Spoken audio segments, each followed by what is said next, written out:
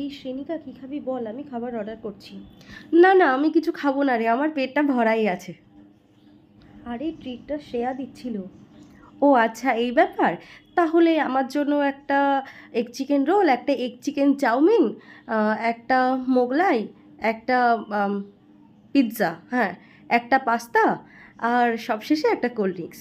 হ্যাঁ, এই তোর কাছে একটা এক্সট্রা রুমাল হবে রে? আমি এই সাইডটা দিয়ে মুখটা মুছেছি, তুই এই রুমালের এই সাইডটা দিয়ে মুখটা মুছে নে। হ্যাঁ, এই বলছি তোর বডি স্প্রেটা একটু দিন। আরে বডি স্প্রে নিবি? আচ্ছা, আমি তোকে লাগিয়ে দিচ্ছি। হ্যাঁ হ্যাঁ, এর একটা স্প্রে করলেই যথেষ্ট। একদিন পরে তোদের বাড়িতে এলাম, কেমন আছিস রে? চলে এসেছে আবার, আবার খেতে দিতে হবে। হ্যাঁ, কেমন আছিস? হ্যাঁ, আমি তো খুব ভালো আছি। আচ্ছা, খাবি?